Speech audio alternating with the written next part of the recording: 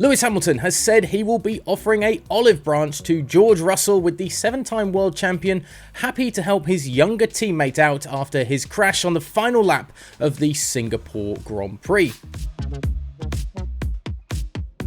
Russell and Hamilton were hunting down Lando Norris and Carlos Sainz for the race victory in the final laps of last weekend's race, but an error from the lead Mercedes left Russell in the wall and out of the Grand Prix, while Hamilton could only follow the lead pair through the final few corners to take third spot on the podium. Now, Russell was obviously deflated with the finish to the Grand Prix, but his teammate was offering nothing but positivity and perhaps a position as mentor for the young British driver to learn from in the aftermath of his crash on the final lap.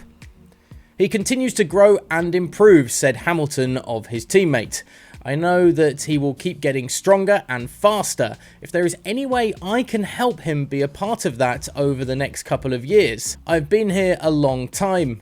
Putting together a race is not that it's easy, but the race is where I'm most comfortable on track. It's just about keeping your head down." Hamilton went on to highlight his error at turn 7 a year ago, stressing that these moments happen to every driver at every age, even multiple world champions, it seems. How Russell bounces back from the final lap in Singapore will be interesting, with only a few days to mentally prepare for Suzuka this weekend, although the Silver Arrows driver has already shown great mental temperament and refocus in Formula 1. Now, while many people were surprised by the lack of speed for Red Bull this weekend just gone, Red Bull themselves were almost expecting struggles on the slower circuit of Singapore, as revealed by Pierre Waché, the team technical director, exclusively to GPFans. Now, Max Verstappen and Sergio Perez both finished way down the order on Sunday as the Milton Keynes-based team failed to find a victory for the first time this season, with the pit wall relying on a last-minute safety car to try and put them in place to compete up front, a safety car that never came. There had been rumours of Red Bull struggles though, as Verstappen grew more frustrated over the weekend with the car's performance. But we caught up with Waché after their victory in Monza, with the technical director telling us that tracks like Singapore were going to be where the RB19 was going to struggle. "I think it's obvious that on low-speed tracks we are not the best in qualifying," he told GPFans. "That's where we are limited compared to others. Compared to what we show in the race, that can damage our overall performance. For example, if you are not on pole in Monaco, it is quite difficult to win the race. That is clearly something we need to work on for next year."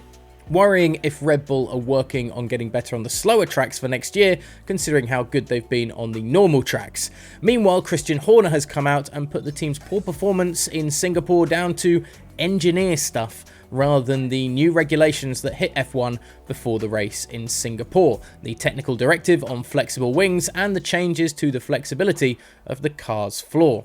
"I know all of you would love to blame the TD, but unfortunately we can't even blame that because it's not changed a single component on our car," said Horner. "We knew coming here it would be expected to have closer competition," he said, "but I think it took us a bit by surprise just how far out we were on Friday."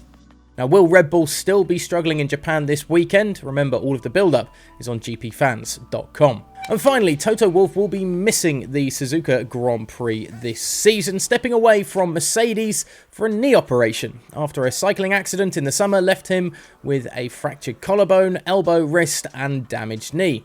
However, Mercedes have a dynamic duo set to stand in for the Austrian, with Motorsport Comms director Bradley Lord and driver development director Jerome D'Ambrosio filling the roles of the team boss this weekend. Now, will they be sat on each other's shoulders in a trench coat to make up for the size difference of the towering Wolff?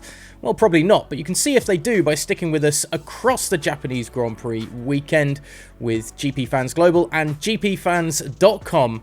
And of course, hit subscribe down below to stay with us at the YouTube channel as well for all the latest fallout from every race of the 2023 season.